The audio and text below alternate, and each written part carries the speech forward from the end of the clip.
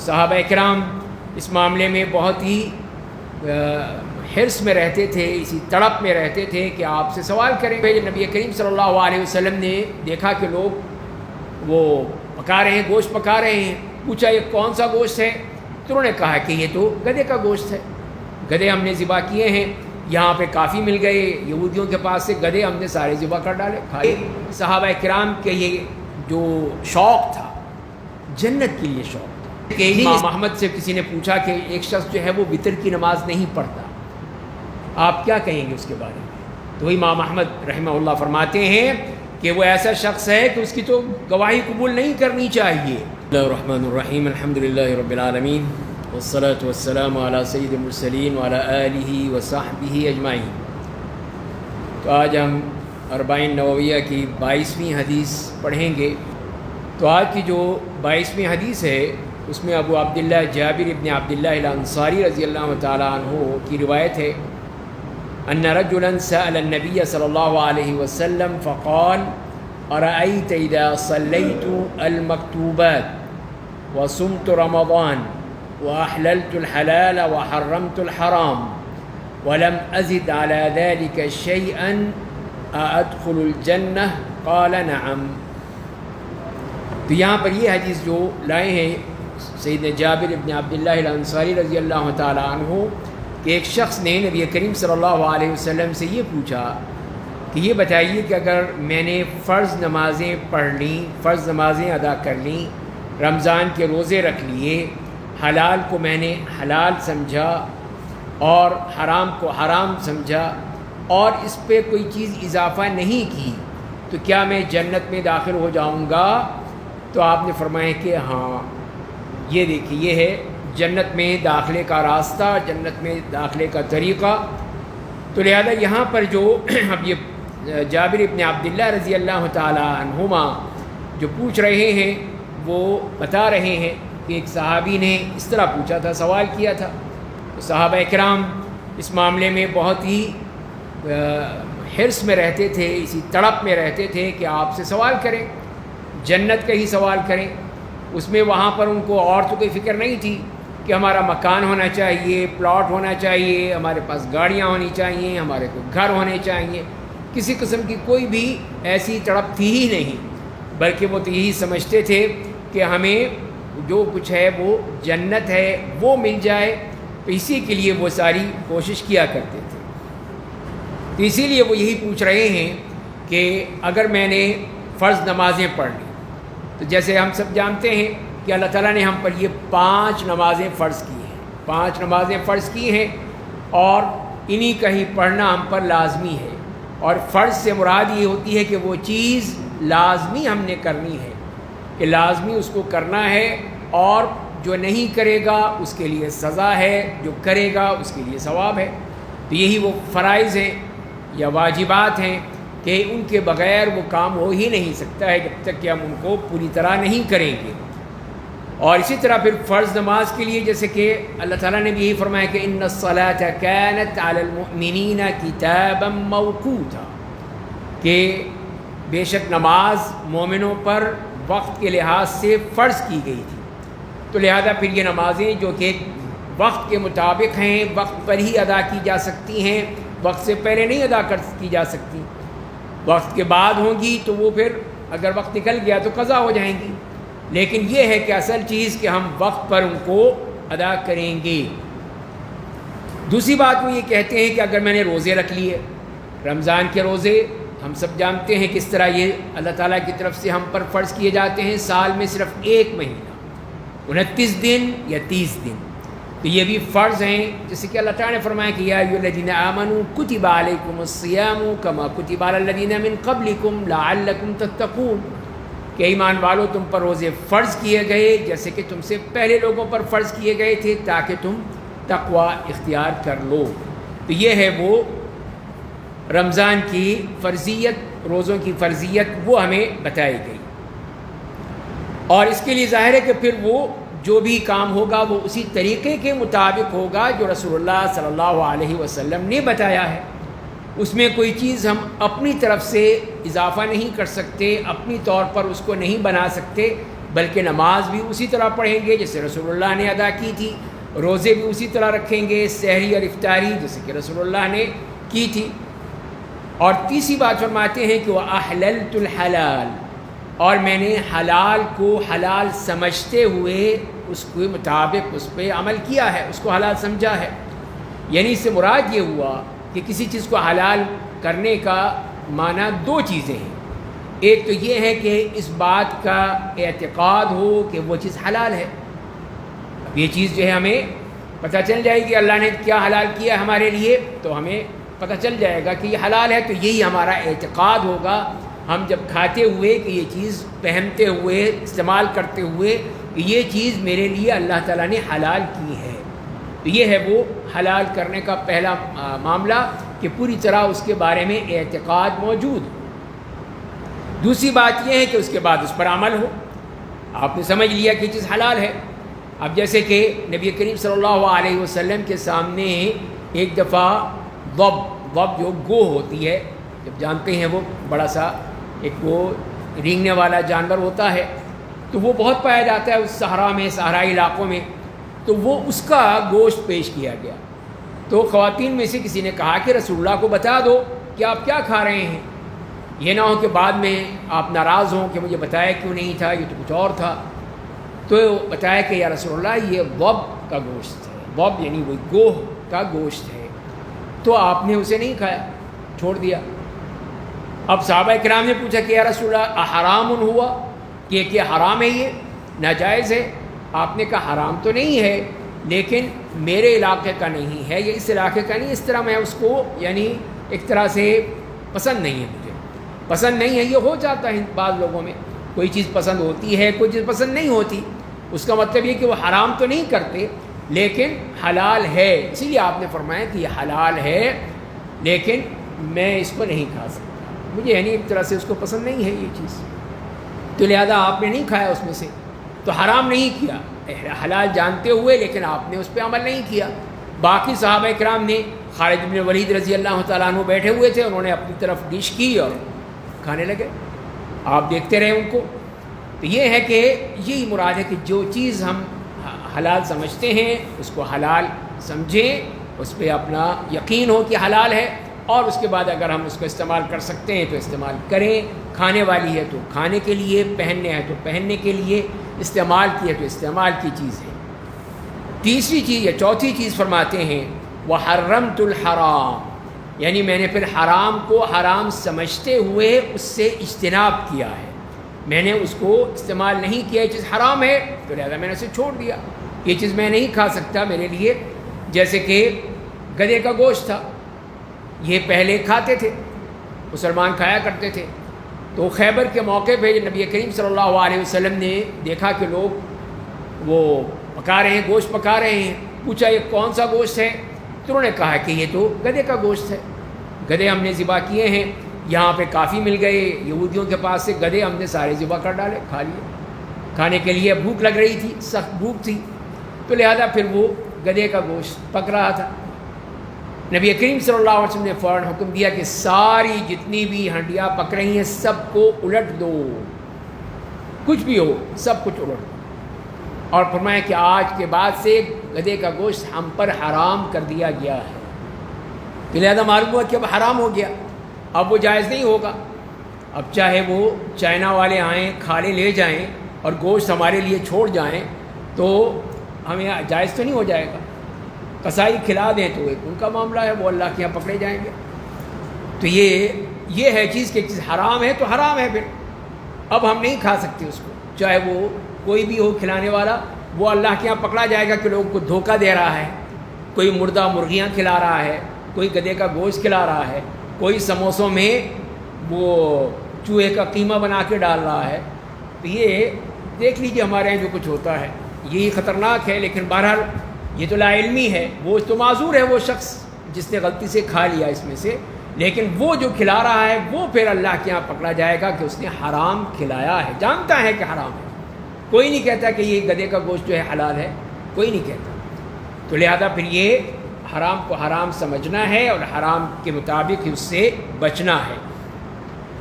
لیکن اس کے ساتھ ساتھ یہ بھی ہے ایک چیز حرام ہے لیکن کوئی یہ اس کو اس طرح حرام نہیں سمجھتا، بلکہ وہ کہتا ہے کہ چیز میرے لیے صحت کے لیے وہ مضر ہے۔ شراب ہے مثال کے طور پر، شراب کو وہ حرام سمجھتا ہے لیکن اس لحاظ سے کہ وہ میرے جسم کے لیے، میری صحت کے لیے حرام ہے یا مضر ہے، اس لحاظ سے تو یہ وہ حرام سمجھنا نہیں ہوگا۔ شرعی طور پر جو اللہ نے حرام کر دیا ہے، اللہ کے رسول نے جو حرام فرما دیا ہے، اس طرح حرام سمجھنا ہے۔ کہ سگریٹ ہے، سگریٹ جی اس کے ذریعے سے پھیپھڑے جو ہیں وہ خراب ہو جاتے ہیں، اس کے لیے میں سگریٹ چھوڑ رہا ہوں یا نہیں پیتا ہوں، نہیں، اصل یہ ہے کہ اس کی حرمت، کہ وہ ایک حرام چیز ہے جس سے کوئی فائدہ نہیں ہے، پھیپھڑے بھی خراب ہوئے، انسان کے پیسے بھی ضائع ہوئے، انسان کو کینسر بھی ہو سکتا ہے، ٹی بی بھی ہو سکتا ہے، کیا کیا اس کو بیماریاں لگ سکتی ہیں، ایک وہ چیز جس کا کوئی فائدہ نہیں ہے، وہ چیز حرام ہے۔ تو لہذا پھر یہ ہے کہ حرام کو حرام سمجھ کر پھر اس کو چھوڑنا، یہ ہے وہ اصل حرمت الحرام، جیسے کہ یہ صحابی فرما رہے ہیں۔ اور اس کے بعد وہ پھر پوچھتے ہیں، یہ چار چیزیں پوچھنے کے بعد، نماز، روزہ اور حلال اور حرام، یہ چیزیں پوچھنے کے بعد کہ کیا میں جنت میں داخل ہو جاؤں گا، مجھے جنت مل جائے گی؟ ظاہر ہے کہ وہی تو ہر شخص کا اصل مقصد ہے، ہر مسلمان کا، کہ آخرت میں اس کو جنت مل جائے، جنت میں مقام مل جائے۔ اور جنت کے لیے جیسے کہ حدیث میں بھی آیا ہے کہ اس میں وہ کچھ ہے جو کسی آنکھ نے نہ دیکھا ہے، نہ کسی کان نے سنا ہے، نہ کسی کے دل پہ اس کا گزر ہوا ہے۔ دیکھیے وہ نعمتیں ہیں جو اللہ تعالیٰ نے اس میں رکھی ہیں، اس جگہ میں، اور اسی لیے فرمایا ہے کہ فَلَا تَعْلَمُ نَفْسٌ مَا أُخْفِيَ لَهُم مِّن قُرَّةِ أَعْيُنٍ، کہ کوئی بھی جان یہ نہیں جانتی، کوئی بھی انسان یہ نہیں جانتا کہ اللہ تعالیٰ نے اس کے لیے کیا آنکھوں کی ٹھنڈک وہاں پہ چھپا کر رکھی ہے، نہیں بتائی ہمیں، اس لیے کہ ہمیں تو وہی چیزیں نام ہیں ان کے، کہ یہاں پہ یہ پھل ہوگا، یہ پھل ہوگا، وہ بتا دیا آپ کو، لیکن کیسا ہوگا یہ ہمیں نہیں معلوم۔ یہ تو نام ہی ہے، جو یہاں کے نام ہے وہی نام ہے، لیکن وہاں کی چیز اس کے لیے صاف فرما دیا کہ نہ کسی آنکھ نے دیکھا ہے، نہ کان نے سنا ہے، نہ دل میں اس کا کوئی خیال گزرا ہے۔ اور وہی حدیث میں بھی آتا ہے کہ اللہ تعالیٰ یہ فرماتا ہے، حدیث قدسی ہے کہ اس میں جو فرمایا گیا کہ اعددت لعبادی الصالحین ما لا عین رأت، کہ میں نے اپنے نیک بندوں کے لیے وہ کچھ تیار کیا ہے جو کسی آنکھ نے نہیں دیکھا، ولا اذن سمعت، اور نہ کسی کان نے سنا ہے، ولا خطر علی قلب بشر، اور نہ ہی کسی انسان کے دل پہ اس کا خیال گزرا ہے۔ مطلب یہ ہے کہ یہاں پہ صرف وہ مشابہت ہے ناموں میں، کہ اگر یہ کیلا کہیں کہ کیلا ہوگا وہاں پہ تو وہ یقیناً وہ ایسا نہیں ہوگا جو وہاں پر ہے، مالٹا ہے، آم ہے، جو بھی آپ چاہیں گے سب کچھ ملے گا، یہ نہیں ہے کہ موسم کے مطابق ملے گا، نہیں، جب چاہیں گے ملے گا، یہ ہے اللہ کی طرف سے وہ سب کچھ دیا گیا ہے۔ اور پھر آپ نے فرمایا کہ نعم، ہاں بالکل تم جنت میں جاؤ گے۔ اب آئیے سمجھتے ہیں پھر اس حدیث میں ہمیں کیا احکام ملتے ہیں۔ پہلی بات تو یہ ہے کہ صحابہ کرام کے یہ جو شوق تھا، جنت کے لیے شوق تھا، یہ نہیں سوال کیا کرتے تھے، پوچھا کرتے تھے کہ ہمیں کوئی ایسا کام بتا دیجئے جو ہمیں جنت میں داخل کر دے، جہنم سے بچا لے۔ اسی طرح یہ صحابی پوچھ رہے ہیں کہ یہ میں نے کر لیا ہے، اب بتائیے میں جنت میں چلا جاؤں گا یا نہیں جاؤں گا؟ تو لہذا اس سے معلوم ہوا کہ صحابہ کرام کے یہی مقاصد تھے، مقصد اعظم یہی تھا کہ جیسے کہ ایک اور صحابی ہیں، انہوں نے کہا نبی کریم صلی اللہ علیہ وسلم کی خدمت کیا کرتے تھے، بہت ہی خدمت گزار صحابی تھے، تو نبی کریم صلی اللہ علیہ وسلم بڑے خوش ہوئے ایک دفعہ ان سے، آپ نے فرمایا کہ اسأل ماذا تريد، کہ بتاؤ تم کیا چاہتے ہو، جو مانگنا ہے مانگو، میں اللہ سے دعا کروں گا، اللہ تعالیٰ تمہیں دے دے گا، تو لہذا تم کیا چاہتے ہو؟ ہماری طرح ہوتا تو ہم تو کہتے کہ یا رسول اللہ ہمیں ایک بڑے سا پلازا مل جائے، بڑی سی بلڈنگ مل جائے، گاڑیاں ہو جائیں، فلیٹ ہوں، گھر ہوں، پلاٹ ہوں، یہ ہو، پیسہ ہو، دولت ہو، یہ ہمیں چاہیے ہمیں تو۔ لیکن یہ صحابہ کرام تھے جو نبی کریم صلی اللہ علیہ وسلم کے تربیت یافتہ، ان کے ہاں یہ چیزیں کوئی قیمت نہیں رکھتی تھی، کوئی ذرہ برابر بھی قیمت نہیں تھی، اسی کی تربیت ہی آپ نے ایسی کی تھی کہ کسی نے نہیں کہا کہ یا رسول اللہ میرا کوئی گھر نہیں ہے، گھر مجھے دلوا دے، ایسی بات نہیں تھی، بلکہ یہ کہا کہ اسألک مرافقتک فی الجنہ، کہ یا رسول اللہ میں آپ کی صحبت چاہتا ہوں جنت میں. جنت دیکھیے کیا کتنا اونچا معیار ہے، کتنا اونچا معیار ہے. ایک تو جنت مل جائے، دوسری کہ آپ کی رفاقت مل جائے، آپ کے ساتھ ہوگا. ایک وہی صحابی ایک دفعہ آئے، اسی طرح سے آتا ہے کہ وہ بڑے غمگین بیٹھے ہوئے تھے یا وہاں پہ آپ کے پاس آئے تو آپ نے پوچھا بھائی کیا مسئلہ ہے، اتنے غمگین کیوں ہو، اتنے دکھی کیوں ہو، تمہارے چہرے سے معلوم ہو رہا ہے.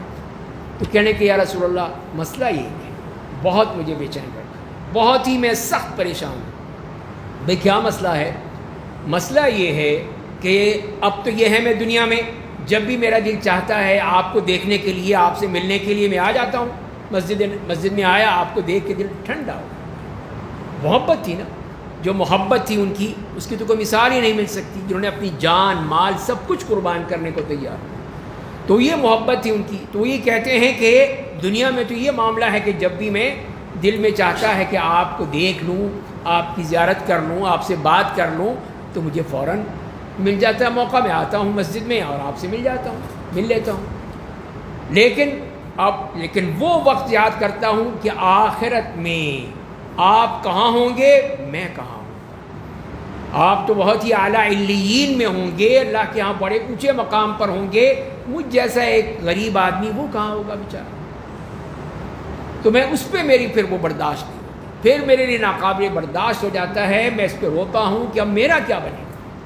میں رسول اللہ کو نہیں دیکھ سکوں گا، میں آپ کی رفاقت میں نہیں ہو سکوں گا، میں یہاں پہ جیسے ملتا ہوں ویسے نہیں مل سکوں گا، تو پھر کیا ہوگا. تو وہ بیچارے بڑے دکھی تھے اس معاملے میں. تو آپ سب نے ایسی بات کہہ دی کہ وہ نہیں، سارے صحابہ جو ہیں وہ خوشی سے بالکل ہی، یعنی کہہ لیجئے کہ ان کا کوئی قدم زمین پہ نہیں ٹک رہا تھا، ایسی خوشی تھی. تو آپ نے کیا فرما دیا؟ آپ نے یہی فرما دیا کہ انت مع من احب، تم اس کے ساتھ ہو جس سے تم محبت کرتے ہو. بات ہی ختم ہو گئی کہ جس سے تم محبت کرتے ہو اس کے ساتھ ہو. تم مجھ سے محبت کرتے ہو، میرے ساتھ ہوگے. پھر کسی اور سے محبت کرتے ہو، اس کے ساتھ ہوگے. اب آپ خود دیکھ لیجئے کہ ہمارے ہاں آج کل ہمارا معیار کیا ہے، ہماری محبتوں کا معیار کیا ہے، ہمارے نوجوانوں کی محبت کا معیار کیا ہے. کون سا ہمیں وہ ایکٹر پسند ہے یا کوئی کھلاڑی پسند ہے یا اور کوئی ہمارے لیے کوئی ہیرو بنا ہوا ہے، آئیڈیل بنا ہوا ہے. تو یہ چیز جو ہے پھر اسی کے ساتھ جانا پڑے گا. پھر آپ کو دیکھ لیجئے رسول اللہ نے یہ کہا المرء مع من احب، جو جس سے محبت کرتا ہے اس کا ساتھ ملے گا اس کو. تو لہذا پھر ہمیں سوچ لینا چاہیے کہ وہاں جنت میں کہاں سے کس کے ساتھ ہو. رسول اللہ سے محبت ہے تو رسول اللہ کا رفاقت ملے گی. کسی اور سے محبت ہے تو اس کے ہوگی، جہاں پہ بھی ہوگا وہ پتہ نہیں جنت پہ ہوگا یا کہیں اور ہوگا. یہ بھی دیکھ لیجئے. تو یہ سوچ لیجئے. بہرحال تو معلوم یہی ہوا کہ صحابہ کرام کے جو مقصد تھا بہت ہی اعلیٰ اور عرفہ مقصد تھا. ان میں آپ نے کسی نے کوئی چیز نہیں مانگی دنیا کی. مانگا تو یہ ہے کہ آپ کی رفاقت چاہیے اور مجھے جنت چاہیے. دوسری بات یہ ہے کہ اگر انسان کوئی فرض نمازیں پڑھتا ہے تو اس پر کوئی کسی قسم کا کوئی حرج نہیں ہے. لیکن اب سنتیں نہیں چھوڑ دیتے ہیں بعض لوگ، سنتیں نہیں پڑھتے. تو سنتیں پڑھنا جو ہے وہ ظاہر ہے کہ اس کا حکم فرض کا حکم نہیں ہے. اس لیے کہ فرض تو یہ ابھی 3 رکعت پڑھی ہیں ہم نے مغرب کی، تو یہ فرض ہیں. باقی اس کے بعد سنتیں ہیں. 2 آپ نے سنتیں پڑھ لیں، ٹھیک ہے، بہت اچھا کیا، اس کا ثواب ملے گا. لیکن اگر آپ نے فرض ہی پڑھ لیے، سنتیں نہ پڑھی، تو آپ پر کسی قسم کی کوئی ملامت نہیں ہے، اللہ تعالیٰ کے یہاں کوئی پکڑ نہیں ہوگی. لیکن ایک نقصان کا خطرہ ہے. وہ نقصان کیا ہے؟ نقصان یہ ہے کہ جب وہ سارے اعمال اللہ تعالیٰ کے حضور پیش کیے جائیں گے اور اس وقت سب سے پہلا جو سوال ہوگا فرائض کا، نماز کا سب سے پہلے کہ نماز پڑھتا تھا یا نہیں پڑھتا تھا. تو یہ سوال پہلے ہوگا، سب سے پہلا سوال یہی ہے. اب اس میں یہ ہے کہ اب فرائض میں ہم سے کوتاہی ہو جاتی ہے، ہم انسان ہیں، کوئی چیز آگے پیچھے ہو گئی، کوئی چیز بھول چوک ہو گئی، کوئی نہ کوئی مسئلہ ہو گیا، کوئی ہو جاتا ہے، انسان ہے، کوئی فرشتہ تو ہے نہیں. تو اللہ تعالیٰ فرمائیں گے کہ اس کے فرائض میں اگر کوئی کمی ہے تو اس کو پورا کر دو. فرشتے کہیں گے کہ کیسے پورا کریں؟ کہا کہ اس کی سنتوں سے پورا کر دو اس کو۔ دیکھیے اللہ کا کتنا بڑی مہربانی ہے ہمارے لیے کہ ہماری جو سنتیں ہیں وہ کام آ جائیں گی۔ یہ ہے فائدہ اس کا کہ وہ سنتوں کے ذریعے سے ہماری جو فرائض ہیں اس میں کہیں کوئی کمی ہے، کوتاہی ہے، کوئی نقص ہے، کوئی عیب ہے، وہ پورا ہو گیا۔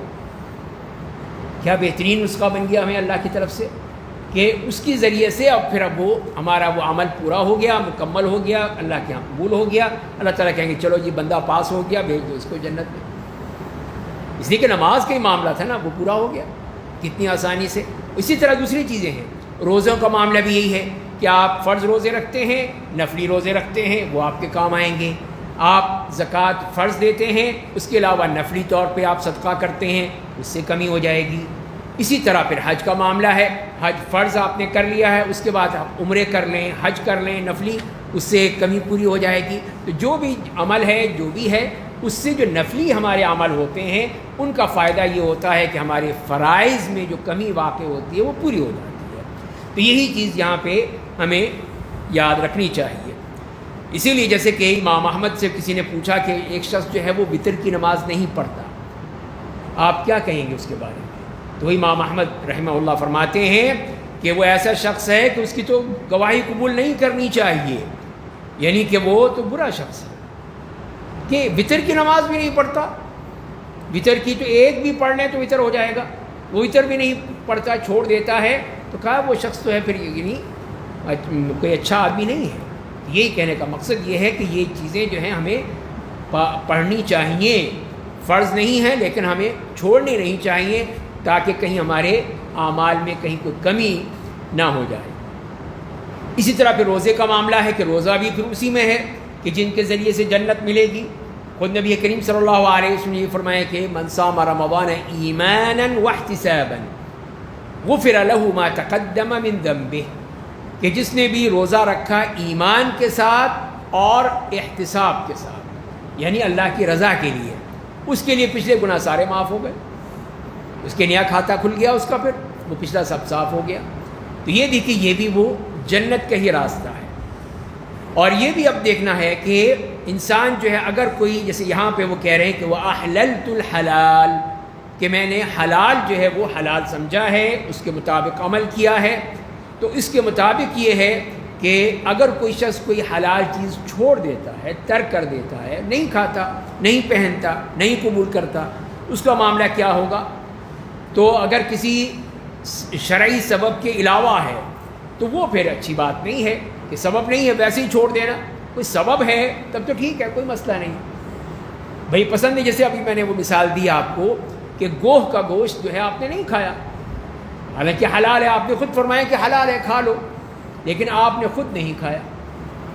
تو یہی ہے کہ انسان اس طرح ہو جاتا ہے کہ اس کی کوئی سبب ہوتا ہے کہ اس کی وجہ سے وہ چیز نہیں کھا پاتا ہے، نہیں اس کو لے سکتا ہے، تو اس معاملے میں کوئی حرج نہیں ہے کہ وہ نہ کھائے۔ لیکن یہ نہ ہے کہ اس کو حرام نہیں کرنا چاہیے کہ بالکل حرام ہو گیا، نہیں، یہ چیز جو ہے وہ کسی طور پہ بھی جائز نہیں ہے۔ تو نبی کریم صلی اللہ علیہ وسلم نے صرف اپنی ازواج مطہرات کے رضامندی کے لیے، ان کی دلجوئی کے لیے کہہ دیا کہ میں شہد نہیں پیوں گا، شہد نہیں لوں گا، تو اللہ تعالیٰ نے فوراً ہی نوٹس دے لیا، یا ایھا النبی لما تحرم ما احل اللہ لک، اے نبی صلی اللہ علیہ وسلم آپ ایک چیز جو اللہ نے حلال کی ہے آپ اسے کیسے حرام کر رہے ہیں؟ کیسے آپ کہہ رہے ہیں کہ میں اب نہیں کھاؤں گا، نہیں پیوں گا؟ نہیں، یہ نہیں ہو سکتا۔ یہی ہے کہ جو چیز حلال ہے وہ حلال ہے، جو حرام ہے وہ حرام ہے۔ ہمیں کوئی یہ حق حاصل نہیں ہے کہ ہم کسی حلال کو حرام قرار دیں یا حرام کو حلال قرار دیں، یہ ہم نہیں کر سکتے۔ تو یہی چیز ہے کہ جو، اور اسی طرح حرام وہی ہے جو کہ اللہ تعالیٰ نے اپنی کتاب میں حرام کر دیا، اور جو رسول اللہ صلی اللہ علیہ وسلم نے بتا دیا وہی حرام ہے۔ ہم کوئی چیز نہیں کہہ سکتے نہیں یہ حرام ہے، یہ چیز جو ہے ہمارے حق میں نہیں ہے الا جب تک کہ ہمارے پاس کوئی دلیل نہ ہو۔ اس لیے کہ حلال و حرام کا معاملہ ہے وہ اللہ کے ہاتھ میں ہے، اللہ تعالیٰ اس کے جس کی چیز کے بارے میں کہہ دیں وہی چیز ہوگی۔ اس رسول اللہ صلی اللہ علیہ وسلم وہ بھی اللہ کی طرف سے ہی کہیں گے، وہ ان کی طرف سے آ جائے تو وہ ہم حلال یا حرام اس کو قبول کریں گے۔ اپنی طرف سے ہمیں کسی قسم کی اتھارٹی نہیں ہے کہ ہم کسی چیز کو یہ فیصلہ کریں۔ اور اس کے بعد پھر یہ بتا دیا. اب یہاں پر جب آپ نے فرما دیا ٹھیک ہے یہ تم کرتے ہو تو جنت میں جاؤں گا, کہا کہ ہاں جاؤ. ہاں آپ نے اس بات میں جواب دیا. اب یہاں پہ یہ سوال پیدا ہوتا ہے کہ وہ شخص کہتا ہے کہ میں اس سے زیادہ نہیں کروں گا, تو اب بتائیے کیا باقی رہ گیا؟ جی عبید, کیا باقی رہ گیا؟ دیکھیے حدیث میں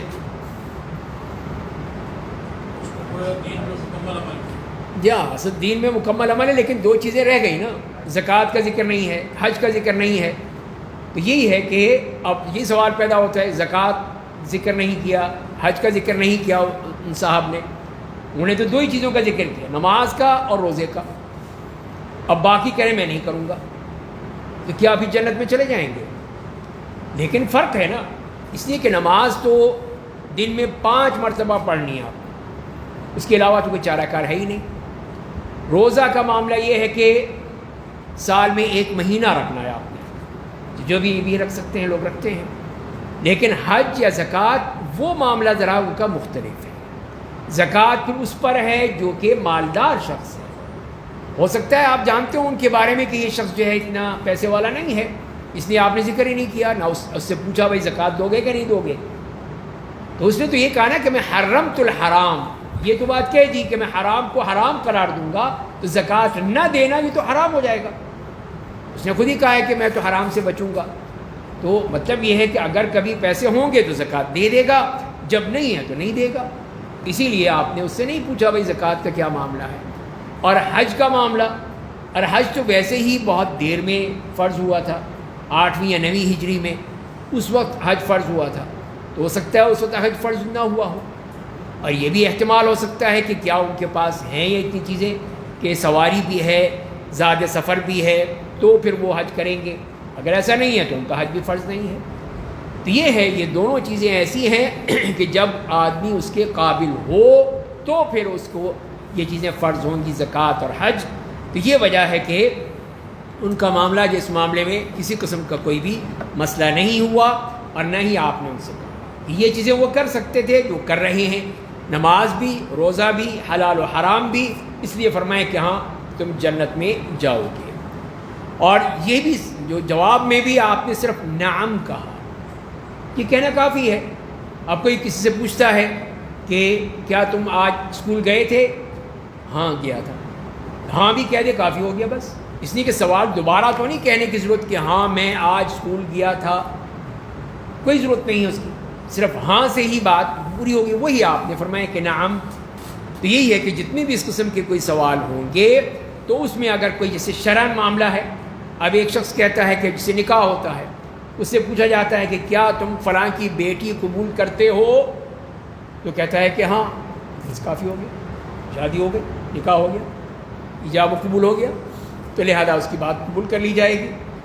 لیکن اگر وہ یہ ضروری نہیں ہے کہ وہ کہ ہاں میں نے فلاں کی بیٹی کو اپنے نکاح میں اتنے مہر سے قبول کیا, اس کی ضرورت ہی نہیں ہے.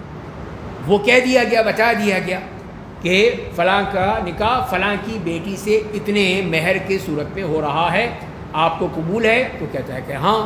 تو لہذا یہی کہنے کا مقصد یہ ہے کہ اگر کسی سوال کے جواب میں آپ نے ہاں کہہ دیا تو وہ بات جو ہے وہ اسی کے مطابق صحیح ہو جائے گی, قبول کی جائے گی. اور اسی طرح پھر یہ حرمت الحرام کا معاملہ بھی جو ہے یہ بھی یہاں پر یہی ہے کہ جیسے کہ امام نووی نے کہا, اس کا مطلب بھی یہی ہے کہ کسی چیز کا جو اعتقاد رکھنا ہے کہ یہ حرام ہے, تو اگر تم نے اس کو جب تک کہ یہ تم یقینی طور پر شرعی طور پر اس کو حرام نہیں سمجھتے ہو تو بات نہیں بنے. لازمی طور پر کہ یہ اللہ کا حکم ہے, یہ چیز حرام ہے, یہ چیز حلال ہے, اللہ کا حکم ہے, اس کے مطابق ہم نے اس کو سمجھنا ہے, تاکہ ہم یہ بھی ہو کہ ہم نے اللہ کے حکم کے مطابق اس کو سمجھ رہے ہیں کہ یہ چیز حرام ہے, اللہ کے حکم کے مطابق یہ سمجھ رہے ہیں یہ چیز حلال ہے. ہم اپنی طرف سے نہیں کہہ رہے, کسی اور نے نہیں کہا, کسی پارلیمنٹ نے اس کو حلال یا حرام نہیں قرار دیا, بلکہ یہ اللہ تعالیٰ کی طرف سے ہے. تو یہ ہے آج کی حدیث جو آج ہم نے پڑھی ہے.